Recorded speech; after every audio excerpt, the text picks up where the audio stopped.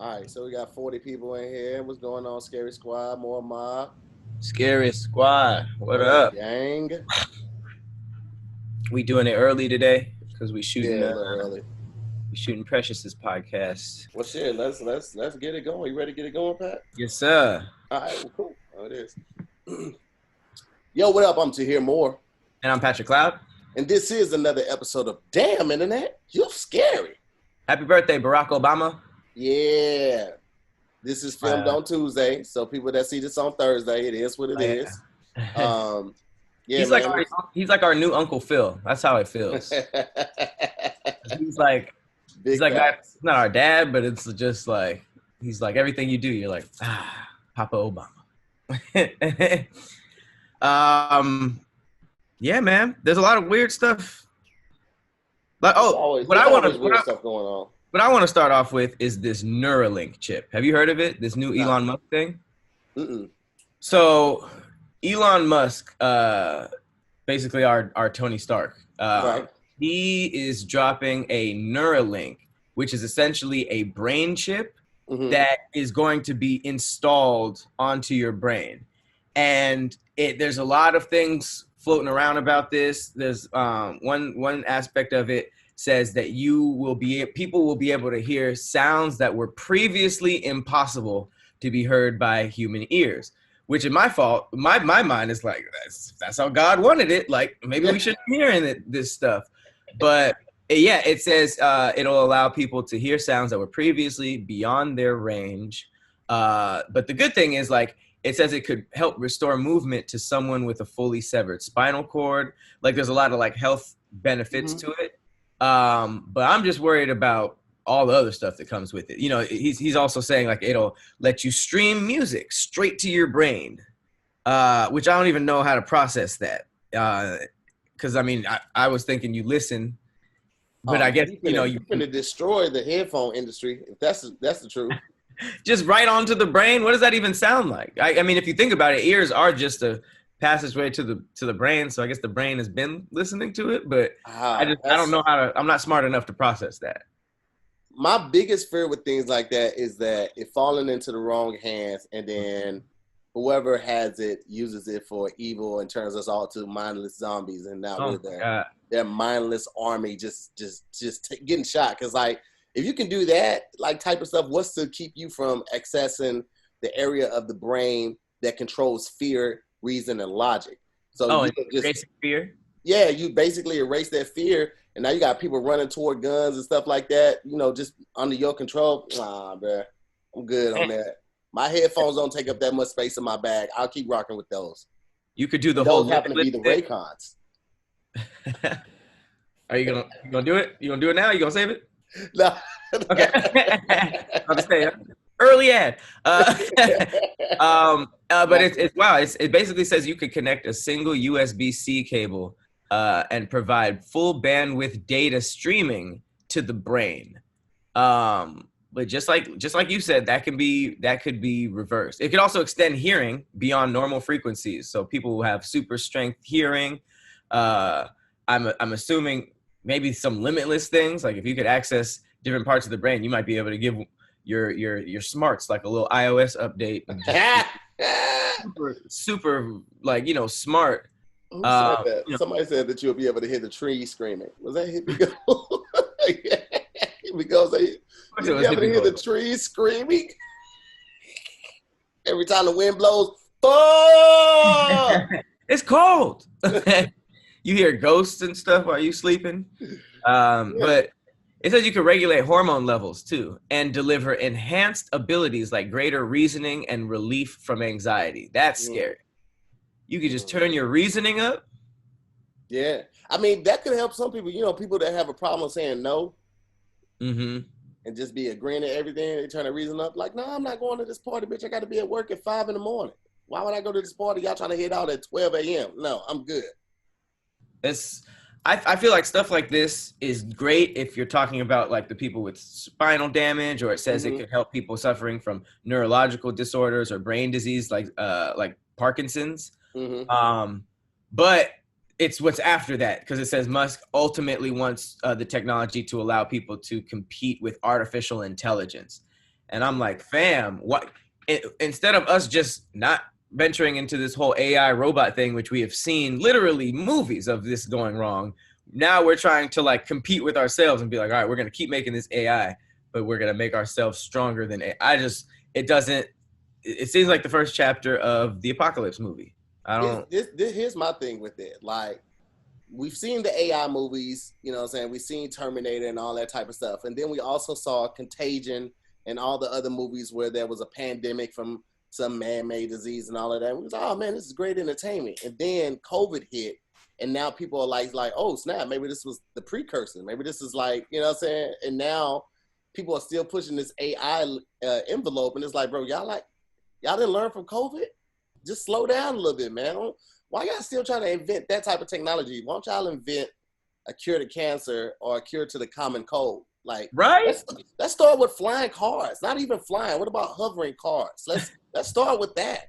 We have so many problems, and y'all switch to robots. Like, People are lazy. They don't want to do anything for themselves. They want robots to do everything.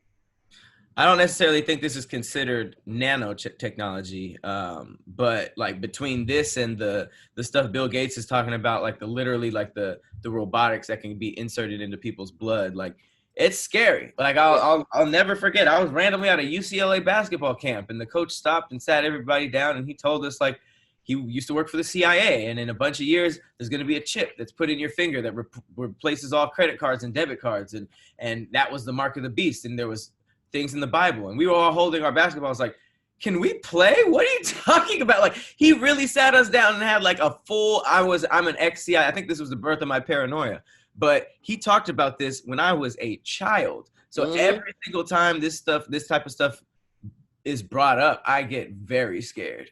That's the reason why he no longer works for the CIA. He don't know how to keep his mouth closed. He was for sure coaching basketball camp, but it's like, I mean, I hope he's still alive. I really hope he's still alive, because that is keep his mouth closed. They're gonna go ahead and fire his ass. That is a big no for me, dog. Speaking of the amazingness of the brain, I found out a really dope, fascinating fact. Shout out to Uber Facts. That's like my favorite place to pull fun facts from, and I double check them, and they seem to be pretty accurate. I did not know this, but you know how like if you have schizophrenia, you see and hear random voices, and you see like disembodied faces and hear certain things like that? Did not know that, no. Yeah, I think that's like a big thing with schizophrenia is like you, I mean, I know that the voices are a thing, and you hear different things, but apparently there's like a visual aspect of it with faces. But I guess it's the voices thing. But people went into, all right, so what do people who were born deaf with schizophrenia see and hear? You know what I mean? Because you always hear about like, all right, that fact, like if you were born blind, how do you dream, right? Yeah. So apparently people who were born deaf with schizophrenia see disembodied hands signing to them as opposed to hearing voices. And I thought that was crazy interesting, because it's like, I don't even know if that's scarier. Just some hands signing to you from the darkness. Yeah, that's wild. Like, and it's like, that's weird. I guess that makes sense. They ain't never heard the voice, so. I mean, but I wonder if you were someone like that wasn't born deaf but then went deaf, what would your dreams be like? I always thought that about the blind thing too, because if you weren't born blind, do you remember? You know what I mean? Do you like remember how it was, or is it just like a whole new world? These type of things were always fascinating to me, because it's crazy how the brain works, and how it adjusts. It'll fill in the pieces. Yeah. It'll fill in the pieces, man. Oh, somebody said, what if they look like Mickey Mouse hands? Would that be bad? Just the floating gloves? Yeah. Here's another random fact. It's not as interesting, but pretty wild. You know what kills more Americans each year than sharks? What? Armed babies. Really? Like babies just getting guns and shooting people? I'm not just shooting people, but like playing with a gun in the house. Babies, armed babies. Armed babies kill more Americans than sharks. And you gotta have that vault. You gotta have either the gun lockbox or have the mechanism on it so the trigger can't fire, and then obviously have it unloaded if you're gonna have it in the house around kids. Like that's crazy as all get out. As all get out. Also, hippos. Really? Yeah, I heard that hippos can be very territorial and like just violent. People be thinking because they big and they're robust and they're round, like, oh, it's so cute, man. Those teeth look like tusks. No, hippo. Have you ever seen a hippo chasing a boat? I said a butt. Yeah. They swim mad fast. I've seen some videos with that. That shit is crazy. That is very scary. But yeah, apparently armed babies and toddlers be shooting people. That's not funny, but it's wild. It's wild as hell. There's even a article on Euronews saying that armed toddlers kill twice as many Americans each year as terrorists as well. So apparently terrorists and sharks are both neck and neck behind just regular babies. Okay, so since we're just talking about dumb stuff to start us off, are you sick of fast food restaurants trying to make it in the fashion industry yet? You know what's crazy? I remember seeing hot dog on a stick and they had apparel. It was like they had some t-shirts and some hats and stuff like that. And I'm like, who's just walking around with hot dog on a stick apparel? Like I didn't know that was the vibe right there. What does that say about you? Some you can get away with, like if it's like a retro thing, like if you got I've seen like people rock Roscoe shirts or In-N-Out shirts. But it's like you got a Bubba Gump shirt, like that just means you a fan of that restaurant way too much. And then once the Popeyes team joined, you might remember when the Popeyes they came out with windbreakers and shirt pants, like, and it was all the most. Hey, can you turn my screen sharing on? Oh, the next person to or not person, the next food chain to come out with some new. Here's why I like this story. It is the most,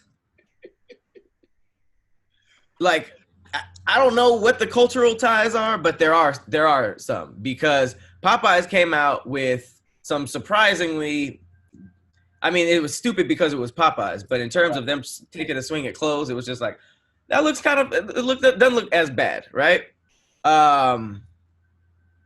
But then what ended up happening, since Popeyes, it was all black and cool, they had the chicken sandwich, KFC came out and tried to do the same thing with Crocs. Now, the fact that KFC is kind of known as the unseasoned version of Popeyes, for them to drop a fried chicken Crocs to try to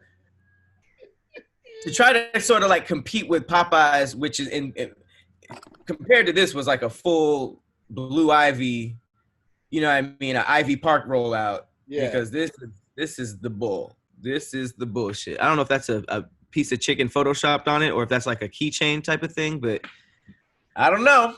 It's too much is what it is. First of all, who's wearing this? Like, who is really, really wearing this? I want to know the person that's wearing this. And then I want to know the person that pitched this idea right in the boardroom that was like, this could work. Who approved it? People really got behind that, like, yeah, Crocs, that's what we need. Who can really even prove that people who like KFC also like Crocs? That's a very strange connection. Somebody in the comments said the way my ethnicity is set up, it's no. That's gonna be a no for me, dog. Doing too much.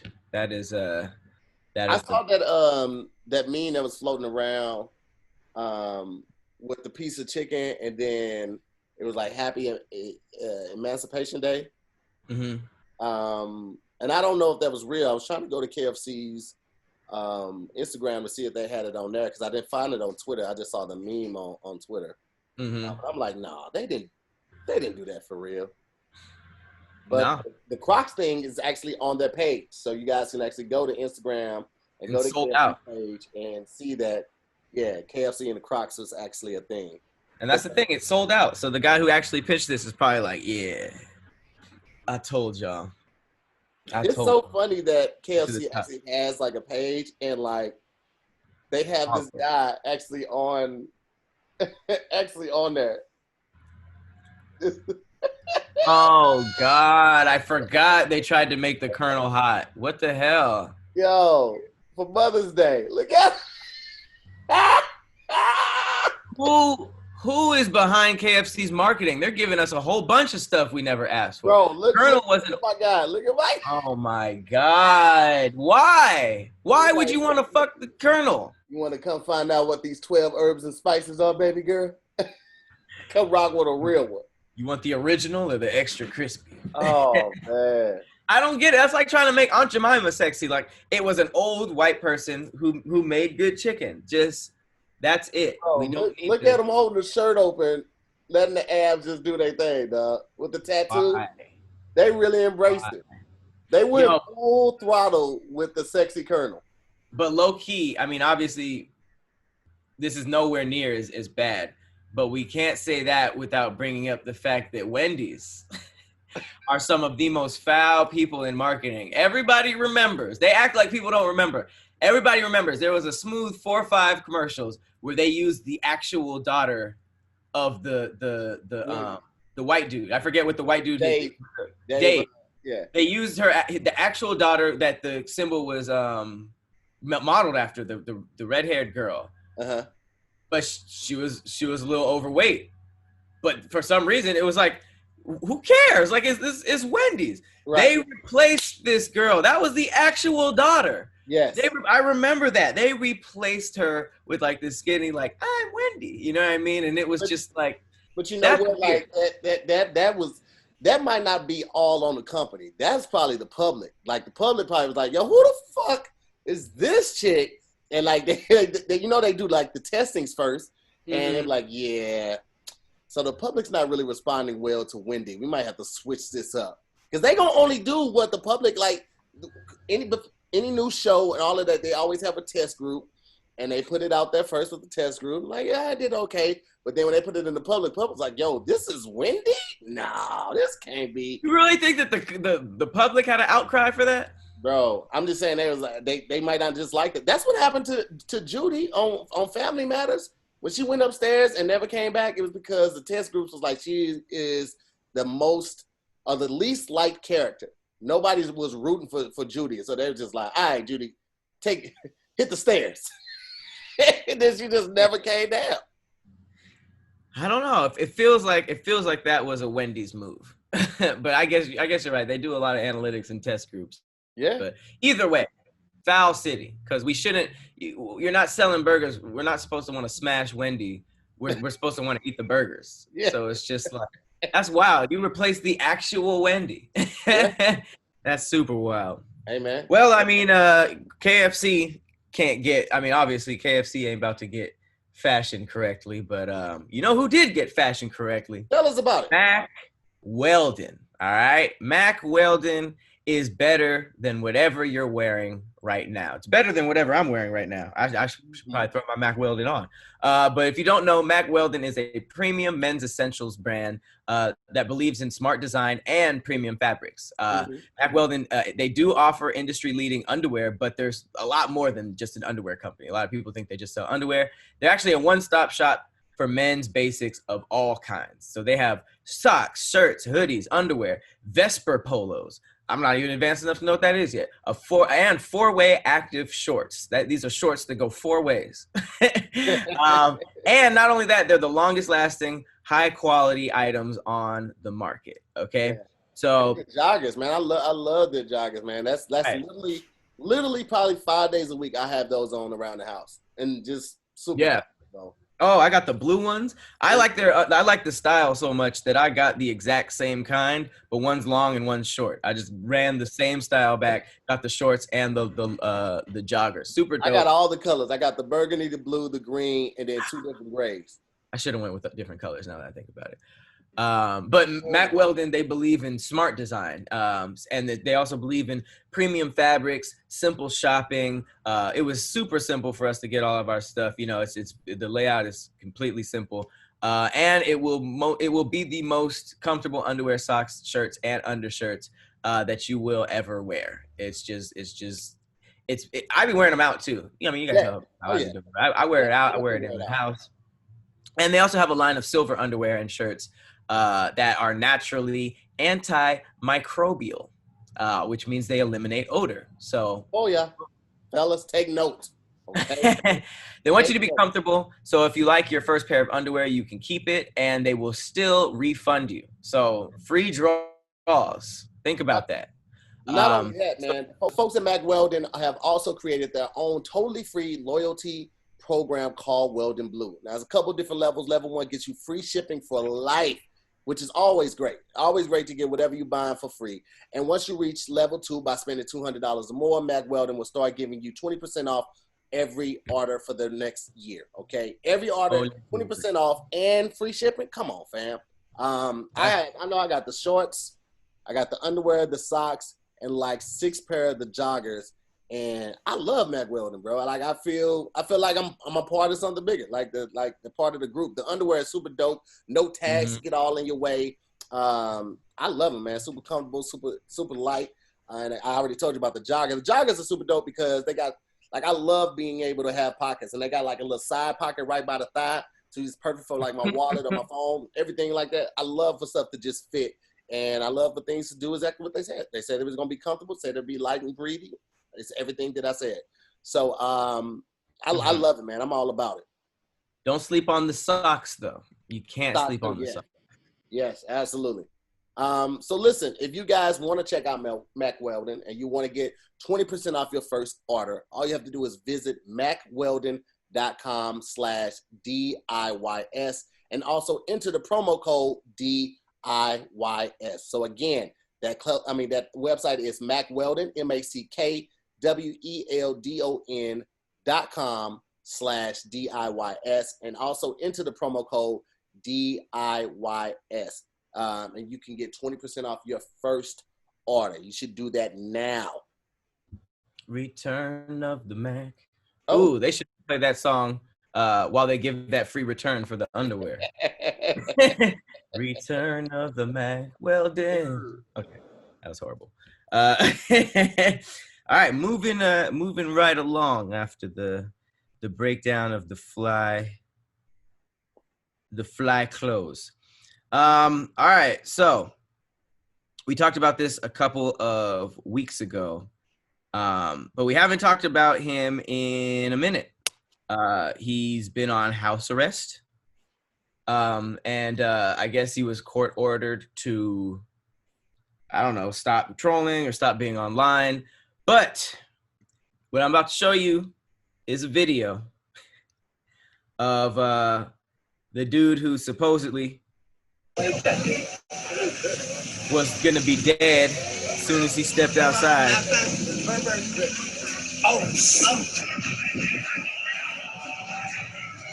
Come on, Dan, higher.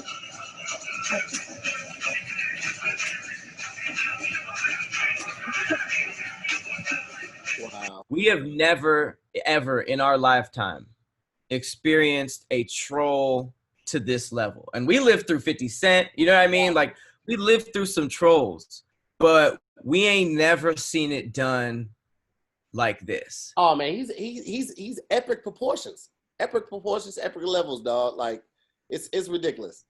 Because the twist with 50 Cent was he would troll people like Murder Inc. and all these people who, if they pulled up, 50 probably would beat them up or have his people shoot at them. Like, that's not really a troll. That's more of a boss being mean. That's a bully, right? Right.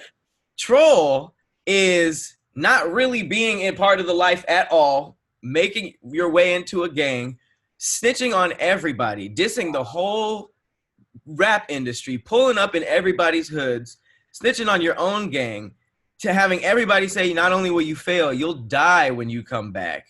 And not only is he still breaking music records, he's doing shit like this in New York. And it's like, I don't know what to, I don't even know how to commentate on this sometimes because I'm just like, I could see him doing some stuff where it's at 3 a.m. You know what I mean? He does it like super safe and then drops it to mess with everybody, you know? But Right. even so, it's just like, bro, they're gonna kill you. Like it's scary. Like I don't like watching it because I'm just like, fam, like this is not. There's no way this I feel like ends. he's the type to do it and then post it hours later. So he's no longer there. Like the Chicago thing, yeah. The Chicago, crazy the to Chicago do that. thing. He went there. Like I feel like he went there like 4 a.m. or something like 3, that. 4 a.m. Yeah. But this looks like this there is was like the sprinkler water. time, like 9 a.m., 10 a.m. right here when he's doing this. But yeah, we've never seen a bigger troll than 6ix9ine, bro. Like he's out of control with it. It's like half me like, yo, somebody needs to do something because they're gonna really hurt this kid. Yeah. And then the other half of me is just like, this guy's funny. Well, that too, but it's like, are the streets just not as dangerous as niggas painted out to be? Like, I feel like he probably still has like a nice security detail. Oh, absolutely. I'm not saying even with the streets being dangerous, like he still will be all right because like he ain't moving in as a one-man team. Like he still got a whole probably armored car and 5-person security detail. Like I don't see it just him just rocking out like that. I don't think he just balling. Absolutely. But Maddie Indigo in the chat said a really important point. He said, security can't save you from bullets. They aren't the Secret Service. No one is taking a shot for him. So that's what I'm saying. Like, obviously, he's not crazy enough to go up in, the hoods of Chicago in broad day while people are there. I mean, right. we all know what would happen if that were to happen. But I'm just saying, like, even though he's moving around with, police, I still didn't think that was enough, And unless it's just like some highly strategic shit, like obviously, I don't know. I'm not in the assassination business, but it's like, unless it's like just waiting for that one opportunity on being patient as hell, I just didn't think that like armed security and cops would help somebody who was trolling to this degree of disrespect, Yeah, he's a different type, bro. He's a different type. And also, I just got an update. Evidently, that emancipation thing was real. KFC really did do that ad, but it was in Trinidad and Tobago. And they posted this right here, basically saying they apologize and in their efforts to, connect with us. They, how they do they issue the apology. So that was the thing. So we're not talking about the ad that I pulled up. We're talking about the fist one, right? Yes. Yeah, we're talking about the fist one. Okay, let me see if I can find that just in case nobody knows what we're talking about. If you don't, if you're not, I think I have it. I think I might talking have it on my phone. Let me see if I still have it in my pictures. They basically dropped a, what's it, Eman? Yeah, it was Happy Emancipation Day. I must have just deleted it because I had it. I was gonna make a video about it. It was like, what? Yeah, so it was pretty much a piece of chicken that was and the shadow being cast from the chicken turned into the Black Power fist. So I missed the mark on that one. Oh yeah, I'm not seeing it. Yeah, I don't see it. But yeah, that's essentially what it is. It said Happy Emancipation Day. I had a chicken wing, and the shadow on the back was Black Power. They sell chicken, so I understand how they got there. But it's like, if you're a chicken company, you got to be aware about all the stereotypes. You just have to move differently. Some people try to get away with the whole like, oh, my bad, we didn't know. There's not a lot of Black representation here at a corporate level. But it's like, I'm sorry. The whole monkey in the jungle with H&M and the whole like all those corporate things that just got away with an apology is just like, you guys know. I don't really accept the whole ignorance thing to certain things because some things are so blatantly in the media and just a part of everyday life. Even if you grew up around white people, you probably still know some degree of what's racist and offensive to Black people. Now I know people who have no idea and are just completely, ignorant to that type of stuff, but not on a corporate level. Y'all got advisement. But yeah, 2020 is so crazy that didn't even really affect me in any type of way. Oh, it is. Yeah, I know I still had it. So this is the picture that is in question. That's funny though. I mean, if you think about it, compared to everything that we've been going through in 2020, it's just ridiculous. It's just like that's not even like almost crazy to me. If you think about it. All right. Well, since we're talking about chicken, what would be a good segue into the next? Kim Kardashian. Why not? Kim Kardashian. Everybody's been seeing a lot of these photos dropping around like the Wyoming. I don't know what it is, a ranch or what does he have, a farm? I don't really know the whole thing about Kanye's Wyoming thing. Yeah, I heard it was like a ranch. Yeah, but what does that mean to just have a ranch? Like he has horses and just a lot of land and he be farming? Like I don't really know what that means. A lot of land, maybe some horses. I don't know for sure. Because it's like when you grew up that way, that's one thing. But to be from Chicago, like if I went and got a ranch, I'd just be sitting there like, what did I just buy? Why'd I do this? Whatever it is, you know, obviously they're going through stuff. Mm-hmm. And I try not to be in their business like that. But I can't not point at weird stuff. And the Kardashians are masters of manipulating the media. There's like a bunch of photos of her visiting Kanye in Wyoming, mm-hmm. and there's hella pictures of them arguing in the car. Have you seen them? Yeah, well, I saw one where they were arguing, and it looks like Kim was crying, and then right, it looks at the guy taking a picture, and then they kind of like fix their face. I tried to anyway. So my whole thing is, you have a ranch. Mm-hmm. So you walked outside of the entire ranch, got into a car with clear windows to argue and cry in front of the media. Like, I will keep talking about this if it's obvious that you are purposely trying to put your stuff out there. You know, like it's, You think it's purposely? Yes. You have a ranch. You have a ranch, I get that part, but also like you don't know when the conversation is going to take that turn either. Like you could be having a regular conversation and then somebody say something that like sparks, you know, brings up something that you've been meaning to talk about or something like that, and then it just happens like that. If it was that, I've been in public arguments and I've seen them go both ways. I've seen the female say, excuse me, I don't know if females rocking in these streets anymore. The woman. We need a pamphlet of what we can and can't say nowadays. Cause I've literally asked every woman I've talked to since then what the deal was, and they said no. But I'm still going to try to respect. They don't have a problem with it, but that's why I'm confused. I'm very confused, but I'll fine. I'm going to say lady woman. The woman in one situation said, nah, F the public thing, we fighting right here. But there have been plenty of opportunities where, not opportunities, plenty of situations where it was just like, we need to go somewhere private or we'll handle this later.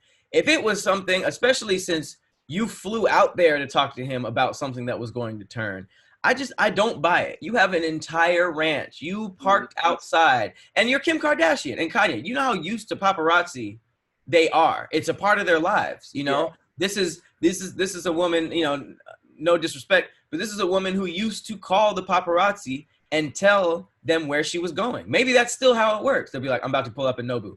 They'd be there. Oh God, you guys are here. No pictures. Like that's really the entertainment world in a nutshell. It's the weirdest thing ever. So if you flew out there to have a private discussion, the fact that maybe they just got back from the airport and he said some slick shit. Okay, we're finishing this in the house. We're finishing this in the ranch. Right. Park in the front of the ranch with the cows where there's like, I don't buy it. And I feel like if you're purposely doing this publicly, then I don't have the same restrictions of like, this is their business. leave them alone, blah, blah, blah, blah, because they are creating a reality TV show. So it's like, it's weird that they would catch them in Wyoming too, because you don't think that like that's a big hot spot. Outside of like Kanye being there, I don't know why anybody like paparazzi would ever be in Wyoming, like ever, other than Kanye being there and him having. You know what? That is true. Like Wyoming's not the type of place where like, yeah, man, that's, you know where the stories are popping at? Wyoming. No, they're not. Like, that's not it at all. So outside of them, I would see no reason for paparazzi to ever be there. And how would they know that Kim was taking a trip there? So I don't know. That is a fantastic angle. Why are there paparazzi in a ranch in Wyoming? I mean, unless they knew that Kim was coming through, which means they went out there specifically for this meetup, and you gave them an argument parked in front of them. Like, that's weird, because it's just like, there's paparazzi out here for us. Let's go in the ranch. Nah, WWE public tears. That's what this is right now. The rap game is WWE. No, man. Real. I don't. You know what? Like, I honestly didn't think that they were gonna last this long. I'm gonna be completely honest with you. Turn the share screen off, Pat, real quick, because I don't know if both of us are on here when it's still up. I honestly did not expect them to last this long. I will say this about Kim. You know, she got a lot of backlash early in her career and basically all through her career, you know, for whatever reason, hopping from guy to guy. But, you know, men hop from women to women all the time. She's received a lot of flack. I will say throughout this entire ordeal, she's looked like she's tried to hold him down very, very genuinely. She looks like she's tried to be a good wife. You say what? You said you think so? I think so. I think like she will always go to his defense. She will always come to his aid. She'll put out something before. You know, Kanye didn't really talk much unless he was dropping an album or he's going on some rant about supporting Trump or being free to wear his MAGA hat or something like that. But Kim would like come and she would try to, you know, even if it was wrote by somebody else, she would try to do damage control. It looks like she's trying to be supportive of him, but I don't know, man. I just kind of feel like anytime you are part of that family, you are just going to be succumb to all the drama that kind of surrounds, you know, the TV shows, whether it's scripted or not. Like you're gonna be brought into it. Unwillingly. I don't know. I didn't really see that. Like I said, I don't know them personally, so it's hard to really say. But what I will say is that if Jay-Z had a public episode like that, I think Beyonce would have come on stage. I do not think we would have heard from Beyonce on Twitter 5 days later saying that was crazy. You know what I mean? Like, yeah. I do feel like there is maybe some type of genuine love there, but it's like the stuff, and I'm not going to say she allows him to do because Kanye is his own man and makes his own mistakes. Right. But it's like a partner. I've seen partners look out for each other better than that, especially when one of them is having a manic episode. You know, like there are some things that I feel like you could tell who has good people around them based on how they move. Yeah. And if you're constantly moving weird and saying wild stuff that's hurtful to your brand, that's when somebody like a Kim or a partner should step in and say, you tripping. You know what I mean? You can always tell what celebrities have people around them who say you tripping. And I don't think a lot of people are telling Kanye that. Yeah. And I don't know how he could be just stubborn. You know, like I said, I don't know the situation, but publicly it does look like it can be a little bit handled a little bit better. More, I don't know. It seems like it's very like opportunist. Yeah, I can see that. But you know what though? Speaking of partners though, one thing that you and your partner should be doing is having a lot of sex. And not just any sex. I'm talking great sex.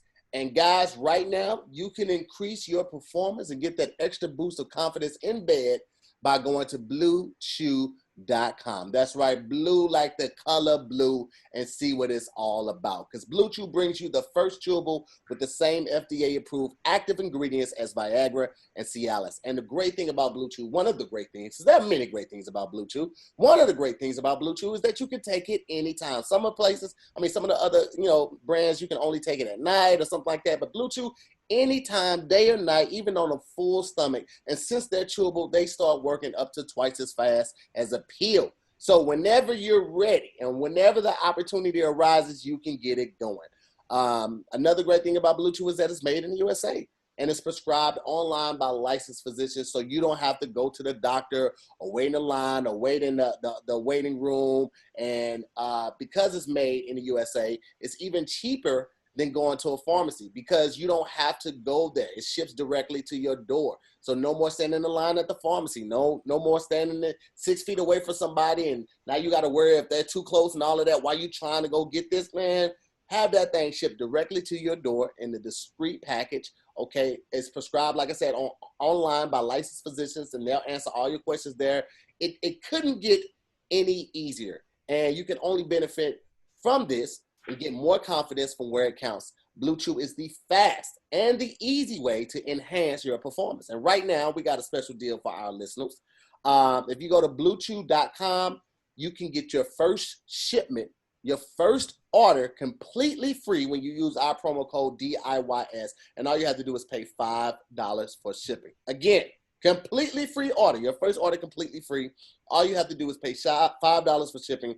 And that website is BlueChew.com, and use the promo code DIYS to try it for free. Again, it's BlueChew.com, BlueChew.com. Use the promo code DIYS and get it completely for free. All you have to do is pay $5 for shipping. BlueChew is the better, cheaper, faster choice, and we definitely want to thank them for sponsoring the podcast and shooting us out the BlueChew as well. You know what I'm saying? Because Pat, I know you're a believer and you are average. And let me tell you something. Forget the read, forget the copy they sent, forget all that. It's personal.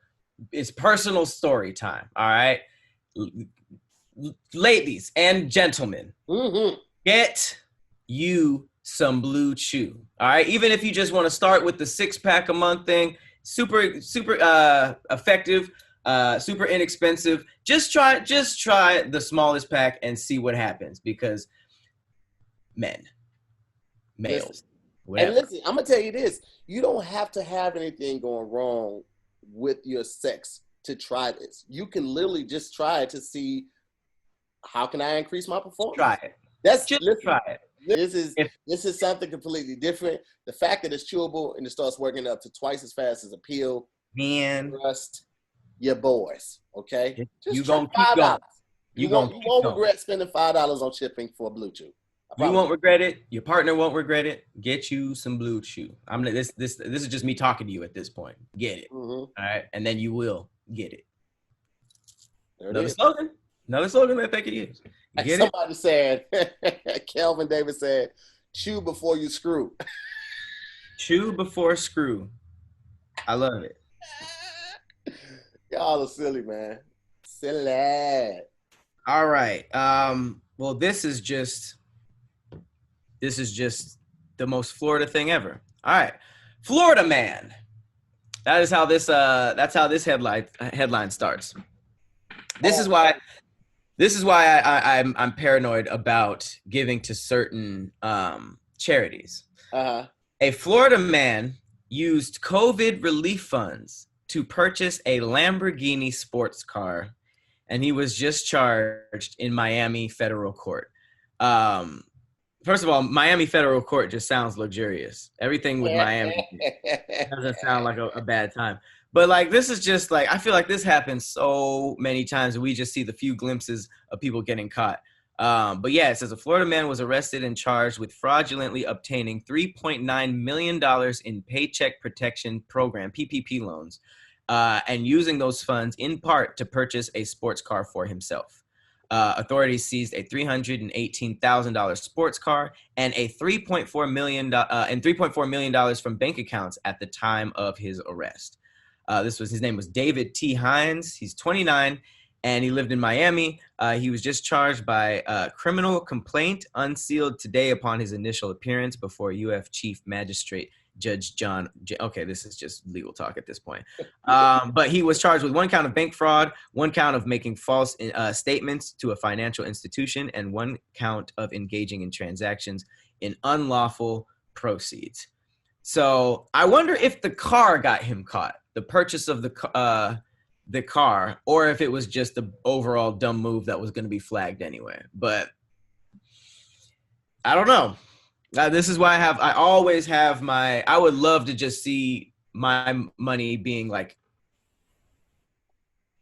given to something like firsthand, as opposed to like those millionaires and billionaires who just say, all right, send 3 million here, send 5 million. They just send money to charities. Like, yeah. I feel like I would have to be more involved because this has to happen all the time.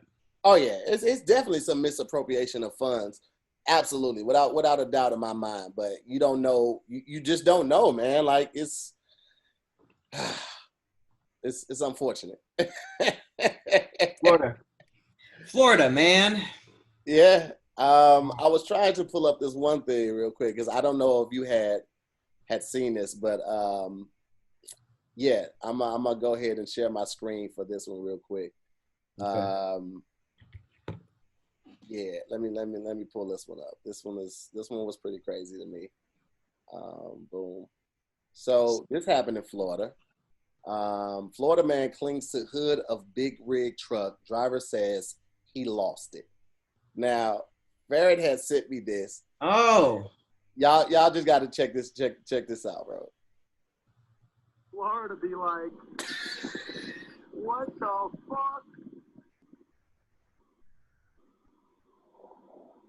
Why are they always naked? Bro, I don't know. He has on drawers, but look at the truck. Like the truck look like it's wiggling. Get off of me. You can't be wiggling in a big ass truck like that, bro. Look at the, and then but watch this.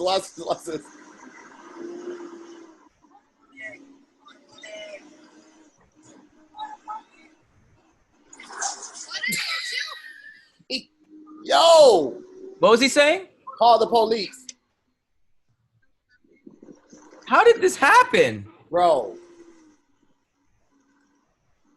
Why is he really trying to shake him off? He's trying to kill this dude. Because that's what I was thinking. Like, if dude actually fell off in front of it, he would run him over, right? Yeah.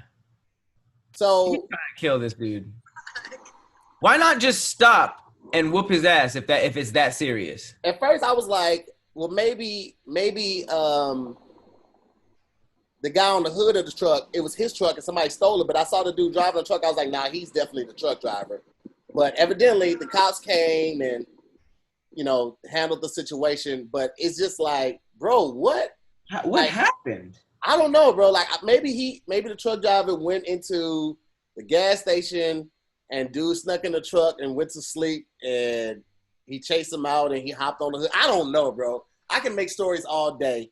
I don't think that by the time I had got this, when I got this, I don't think they had released all the details yet. Why was he naked though?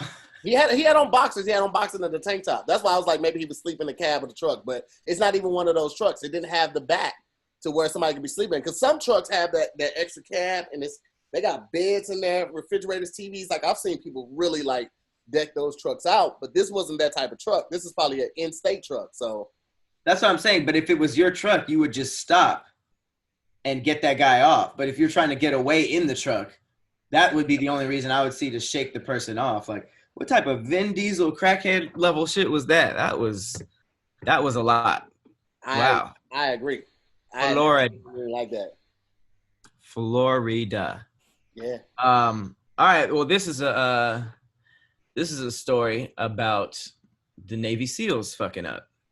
I just saw this one. Yeah. You saw this? Bro, okay. So Navy SEALs are launching an investigation into a video of dogs attacking a man wearing a Colin Kaepernick jersey in a SEAL museum demonstration. So basically what that means, and I'll show you guys, this Navy SEALs were doing a demonstration with attack dogs. They got the suit they're basically training these dogs how to take down a criminal. So for whatever reason, and I think we all know, we have the person who's getting chewed up in a Kaepernick jersey that was clearly modified so that it would fit on this suit.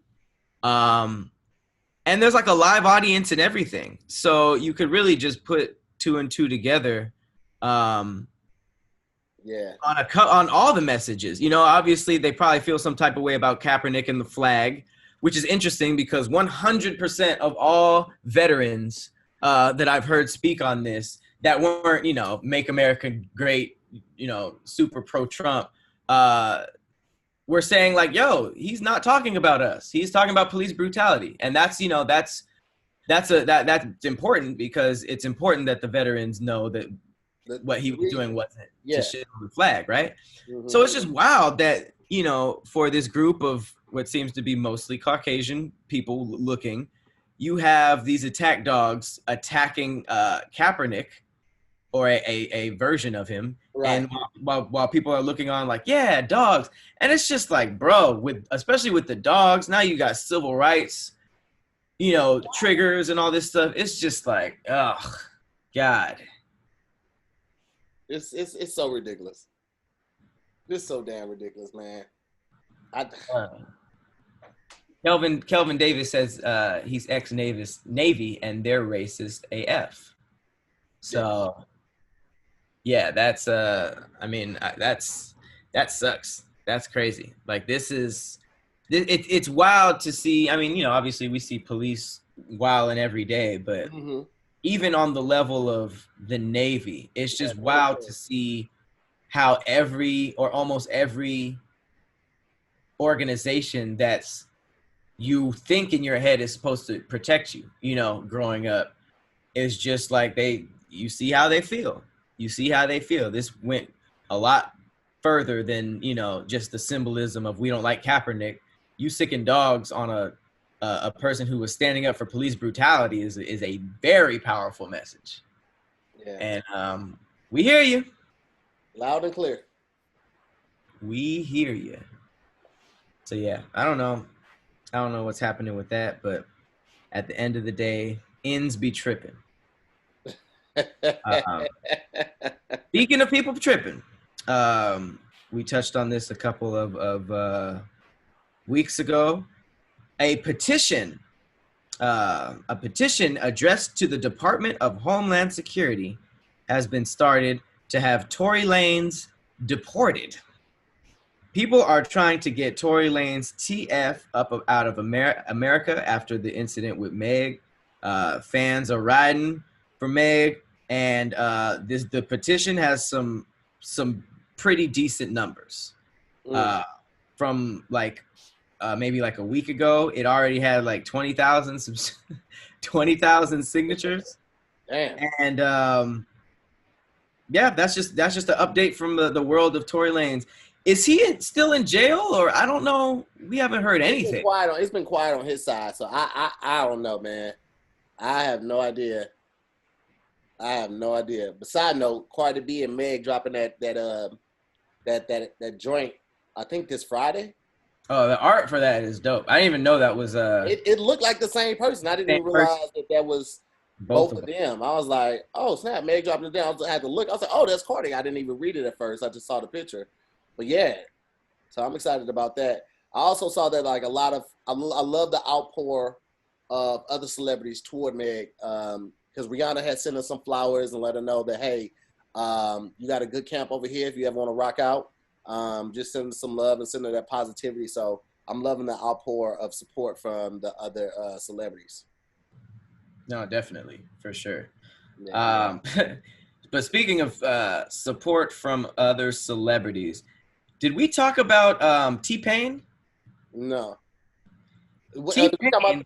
Talking about the whole Travis Scott thing? Yeah, we talked about that, right? I don't know if we talked about it. I definitely read it on Twitter. I don't feel like we talked about it, but I think I just talked about it on my own channel. But I never heard him say it. I just read everything, but I never heard him tell the story. Just as a quick catch up, there was he started doing a couple rants on Twitch, and then people started collecting those with other stories within the industry that he said, and it's like it's so weird. There was like this weird shift in energy after Jay-Z dropped The Death of Autotune, which wasn't really aimed at T-Pain, because by that time T-Pain had a lot of hits already. He yeah, was solidified already at that time. He had a lot of people copying his sound, but not in a good way, like Kesha. You know, like people who were abusing autotune, but it was like whack. But for some reason, he became like the martyr for autotune. So after Death of Autotune, people started like chanting, you know, fuck T-Pain at Jay-Z concerts, and Jay-Z was like, what? And like, you know, it was just like this weird narrative, and then people started being quote unquote mean to T-Pain. Apparently he saw Future's brother at a concert and was like, yo, I'm trying to work with Future, blah, blah, blah. And Future's brother was like, Future would never work with somebody like you, fuck you, and everything that you stand for. And he was like, and then there was another situation. Who was it? I know that Future's brother dissed him. I think something happened with Kanye. But the worst thing was Travis Scott. Yeah. And I'll just let me share my screen. And people are saying that you talked about it a couple weeks ago. I guess when you had remember you said you had live streamed on the wrong channel. Oh, that's right. So I guess some of the DIYS did hear about that. But I never heard T-Pain talk about it. Me and you, Travis Scott walked in the studio on August 10th and was like, yo, me and you, the 14th through the 18th, we're going to get in the studio and we're going to go crazy. And I was like, cool, let me show you some of the shit. I got ideas for us. Let me show you some of the shit, right?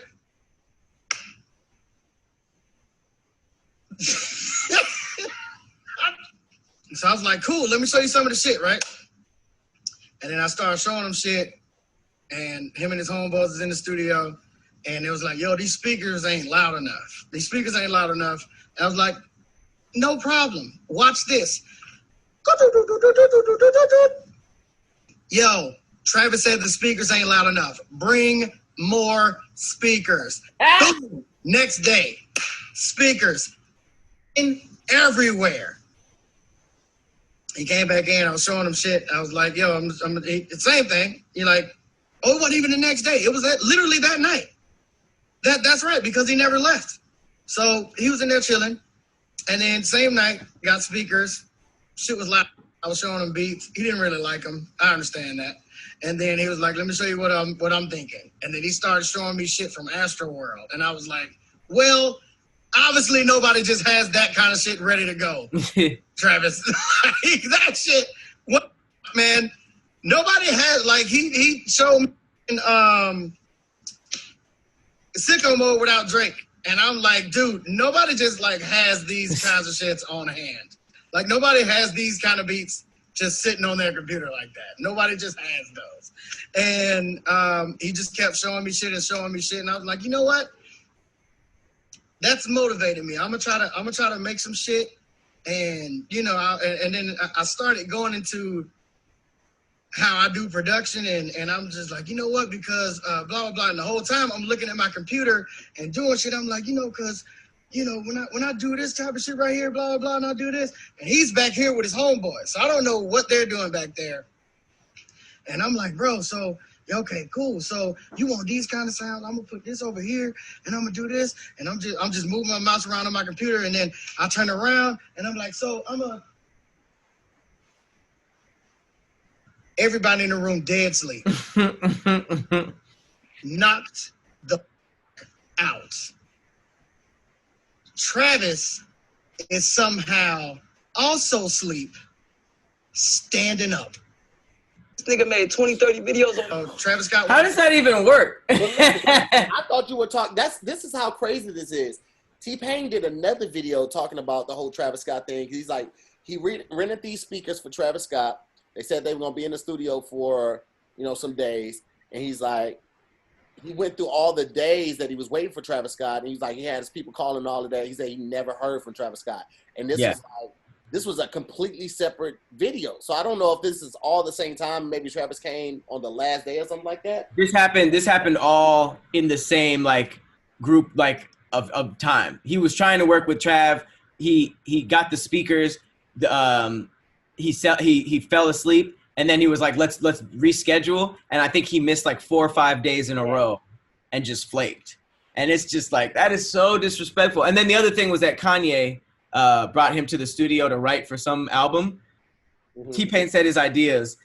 Kanye said they were whack, and then performed a song called like T-Pain shit is whack. T-Pain's ideas, and he had like the whole studio join in, and everybody was just teasing T-Pain, and I was just like, damn, T-Pain is so dope. Like, he's such a cool guy, man. Like, for people, and that's what kind of gives, like, as outsiders and people looking in from the outside onto that world, it gives us a bad view and perception of rappers. Like that, and actually working with rappers at ADD, them niggas come late, they come high.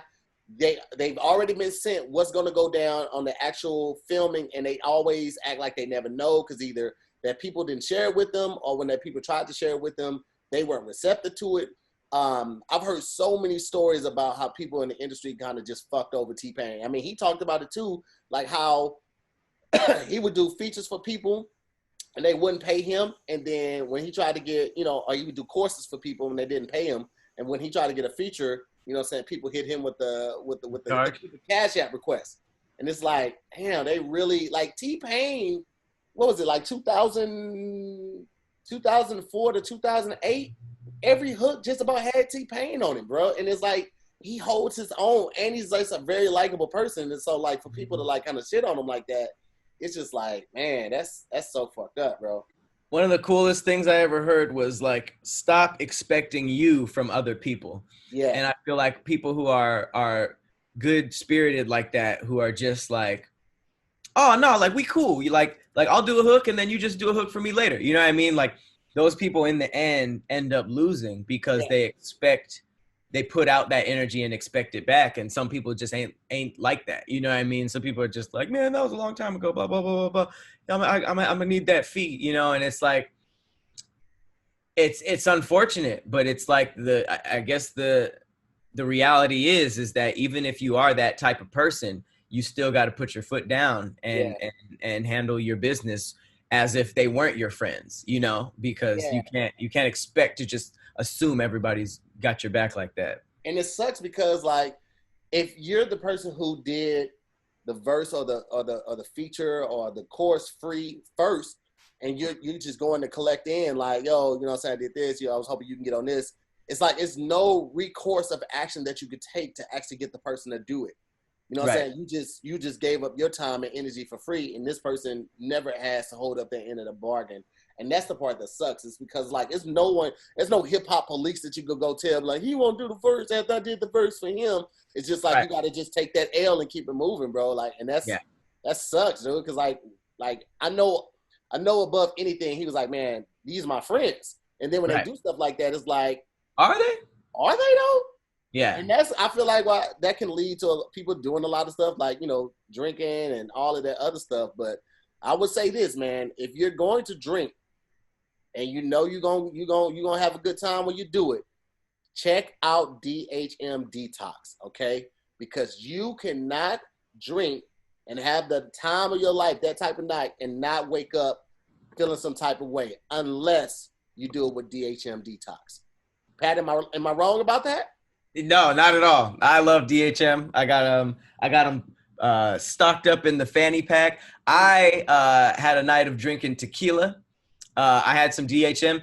I ran the next morning. And with me, every time I drink too much, like, I'm literally in the bed just answering emails until like at least 12. But I woke up early and I ran. Like, it's weird when you say like no hangover the next day, no fogginess, no nausea, all that stuff. But it's really like nothing. Like, you could actually get a full day's work done the next day after having, the fun that you have off of the liquor. So DHM Detox is a must-have in the fanny pack or the purse. It's because DHM Detox is a vitamin for people who like to enjoy alcohol. and get that much needed immunity boost while you're drinking. And it's time to start taking care of our bodies, man. We're in our 30s. I'm in my mid 30s, man. So I can't just be out here wilding out like that. So when I'm drinking, I got to try to be responsible. And whether you hate feeling like crap the day after drinking, or you just enjoy a few drinks here and there, DHM Detox is a must. And their company is built on the words, no days wasted. And I know we've all had binges where, you know, it was some days wasted because we went a little harder than others, but DHM really focuses on no days wasted. You get to enjoy your drinks without the awful feeling next day. You forget the nausea, forget the brain fog, the anxiety as they call it, or headaches. DHM Detox uses science to help boost your body's natural response to alcohol and help break down those toxins. It's made up of natural ingredients, antioxidants, and vitamins. And all you got to do is just take 2 capsules after your first drink, and this goes to work. And if you're going to have a longer night and you're going to be drinking a little bit more, you just double up and take another packet after your big night. And trust me, you will wake up feeling a lot better than you would if you had not taken DHM Detox. Yes, sir. They come in convenient packets, so they're easy to share with friends and family, or take on a road with you or wherever. And now it's literally a major part of my drinking routine. So for just a couple of dollars, you can wake up feeling fine after drinking. Your body got rid of them toxins, like the new hit song. And there's also free shipping on all U.S. orders. Okay, this is a completely risk-free purchase. DHM Detox, they got you. If you're not satisfied after taking the product, they'll give you your money back. So no brainer. They are like, this works, and we will prove it. So we got you for 20% off of your order. All you got to do is head over to dhmdetox.com. Once again, that is dhmdetox.com, and use the promo code DIYS. Damn internet, you scary. DIYS at checkout. Okay, so one more time, that's DHM Detox. And if you have any questions, just send a message to DHM Detox on Instagram. Yeah. Zgram. Oh, you really dug into that one, huh? Hey, man, I saw it opening and I was like, I'm going for it. My transitions, I try to weave them in. Pat, you would take a stretch. You'd be like, and speaking of bologna sandwiches, while we were just coming off of macaroni and cheese. That's so much better, though. I like it a stretch. Speaking of stretch, no, I'm just kidding. I don't have a transition for this. But you guys have been asking. It's time to bring back some conspiracy corner. Yeah.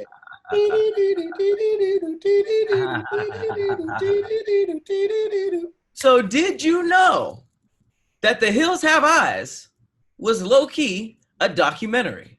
It wasn't a documentary, but it was based on a true story. If you haven't seen Hills Have Eyes, it's about these sort of deformed, monster-like humans who live in the hills. They inbred with each other so that they're, kind of like all freakishly deformed. And they cannibalize people. They took travelers who were passing through. They grabbed them. They did horrible things to them, and then they ultimately ate them. This is low-key. It low-key happened. It's something called the Bean Clan, and this was a Scottish family who would secretly ambush, kill, and eat travelers. They were literally doing this for 25 years.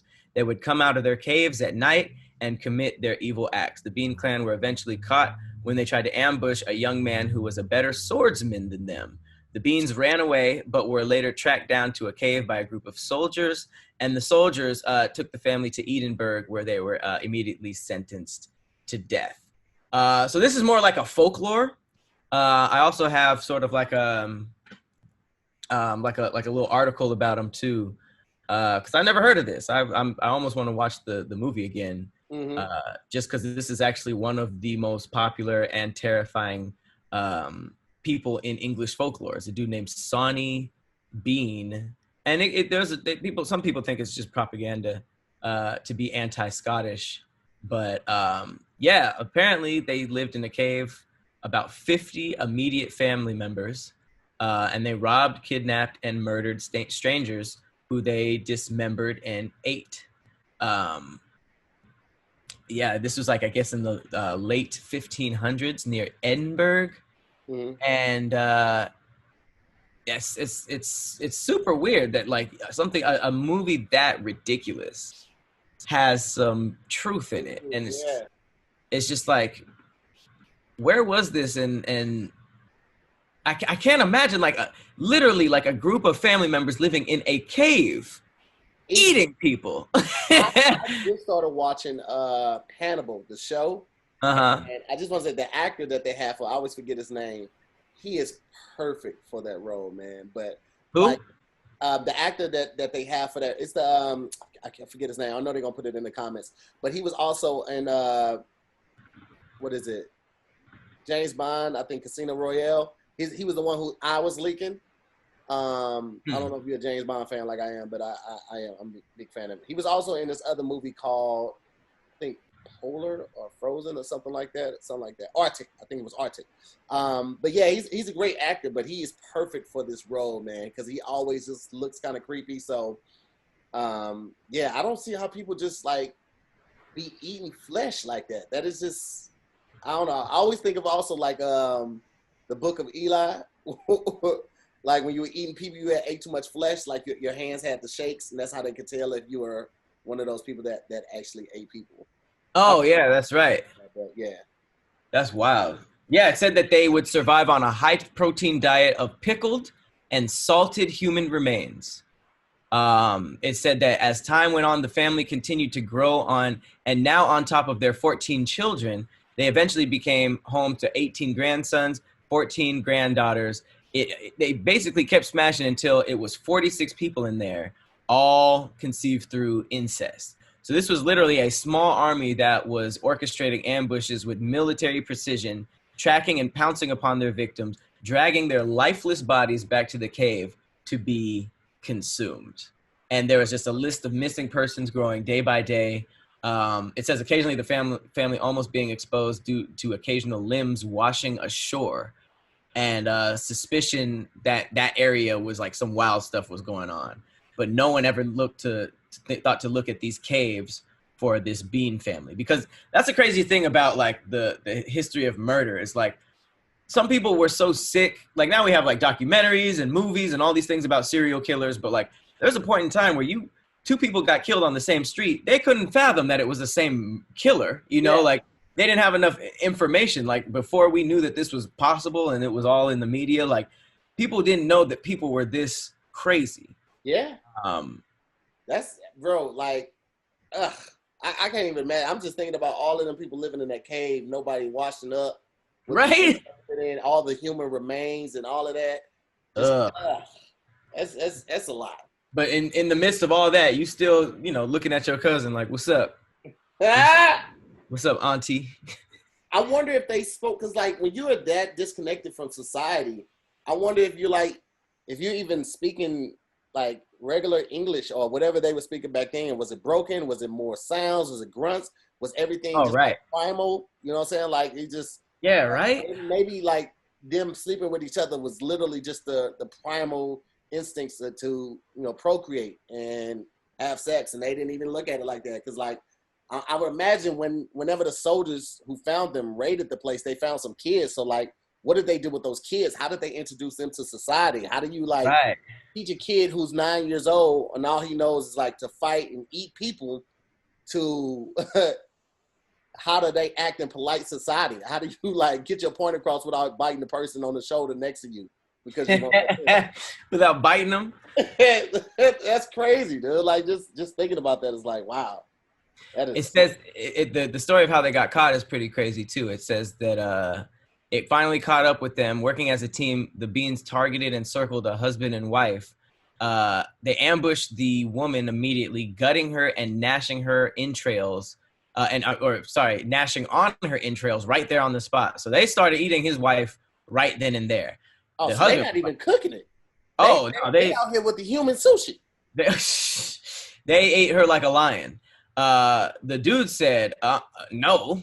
Pulled out that thing. He pulled out a sword and a pistol. And he says he put up a fight against this family swarm, barreling over several of them with the horse, pulling out the sword and a pistol until released from their grip. So they left. And it says by this time, a group of 30 fairgoers had made their way along the same path, which is very lucky, forcing the family to retreat, but not before exposing themselves as the cannibalistic cave-dwelling murderers that they were. So that's crazy. That was the first time anybody saw them, and they just retreated and people were like, yo, what? So the surviving husband reached out to the king, who led a group of 400 people to the caves, captured them. The bloodhounds apparently led the charge, where the horrific scene of severed limbs, hanging bodies, and piles of stolen loot littered the cave. And it says that they were arrested and it said that the locals were so disgusted with the Bean family, they demanded a more painful punishment. So they burned, resulting in the burning deaths of 21 women and the dismemberment of the men until they eventually bled out. So they might have just killed all of them, kids and everything. Let me tell you something. Immediately, I think dismemberment. I just think they just cut the dicks off and just let the blood just come out like a upside down Capri Sun. Because it's the memberment part. Yo, that's such a crazy story, bro. I'm looking at a human barbecue right now. I don't even want to show you guys, but it's literally like it's literally like a grill with ribs, legs, arms, elbows, and shoulders on it, and people are just around it like, yeah, doing the wobble, all that. That's crazy, man. Ridiculous. I don't even know. I mean, I actually didn't read the story until just now. I just read enough to make sure it was real. But wow, I'm trying to think. Like, sheesh, if you for the first time, you didn't even know this was happening, and then 10 to 12 cave-dwelling, like pharaoh people came through, ate the wife out in front of you. Right. Weird phrases I told you. I used, but that's just crazy. Then you have to lead an army into the caves, and you find a cannibal barbecue. That's a lot. That's a lot. That's a hell of a lot. They just really said burn them all. Just burn them. He said, "I'm feeling kind of woozy now." I know, right? My bad. Hey, did you see that movie? The Old Guard. It's on Netflix. I was told to watch that. Yeah, I heard that was really good. It's actually pretty good, man. Yeah, it's pretty good. Yeah, I watched it this weekend on my flight, and I was impressed. I was like, okay, Netflix, they doing all right, man. They had Extraction, which was really good as well. I really enjoyed that one, and now Old Guard was pretty good too, and they kind of like really set it up for a part 2. So I'm looking forward to that as well. So yeah, I gotta check out. I gotta finish. What's that first one you said? Extraction. Yeah. Oh, that was good. Yeah, I rock with Extraction. That was really good. I'm not rocking with the Scary Squad right now. They in the chat talking about the smell of the kitty in the cave, and what? Yeah, I want to end this now. They were talking about the Bean family smell within the caves, and yeah. Well, I mean, that's what happens when you start a conspiracy theory, man. That's the type of stuff that can happen. That seems like a perfect time to to bring this party to an end. Yeah. That was a hell of a story to go out on. I'm glad we were able to transition into Netflix just to kind of get us out of there, but I'm still stuck in the caves right now. And I'm probably gonna watch Netflix for buying all that buying the licensing rights to all of those black sitcoms, man. Girlfriends. You know I'm hyped by Moesha, him to the, you know what I'm saying? I'm out here for all of it, man. Best black sitcom, Moesha. You saw it first on What'd you say now? That's what you think? That's the best black sitcom? Hey man, don't question me, bro. Okay. I like Moesha, but damn. All the other ones were taken, so I had to just go hard for Moesha on Great Takes, all right? And ever since then, people were like, anytime something involving Moesha is on Twitter or Instagram, I get 100 tags in it. And it's like, I just embrace it. I got to embrace it. I didn't know all of those facts going into it, but when I found out, I was like, damn, everybody was on Moesha. It was kind of that deal. So Moesha was dope. I just don't remember a lot of classic episodes. So yeah, me neither. I can't even front like I do. Is that the Go Home Roger or is that Sister? That's Sister. Yeah, Sister's definitely Go Home Roger. So. All right, well, that was a good enough fail for me to end on. This has been another episode of Damn Internet, You Scary. We want to shout out the Scary Squad, Patreon, for always rocking with us. We also got the watch party. We'll probably set another one up pretty soon to do more cold case or conspiracy. That first one was woof. Yeah, man. That was a lot. I got 2 more good ones too. So whenever we can do it, I don't know if we'll be able to do it this weekend because I'm literally moving. We start moving on Friday. Okay. So I don't know if I'll be able to do it this weekend. But if I'm able to, if we got enough stuff going and the internet's up and running, we'll do it this Sunday. If you're free, of course. I need shout out to the Scary Squad. Always keeping it a buck with us. If you're watching on Thursday, feel free to join the squad. Just sign up for our Patreon. We got early access to episodes, other content like chit chat and cereal and watch parties that you can come hang out with us. But yeah, again, obviously, thank you to everybody who watches the show on Thursdays as well. I have been your co-host, Patrick Cloud. And I'm Tahir Moore. We will see you next week on another episode of Damn Internet, You Scary. Yeah. Whoop, whoop. Hey, shout out to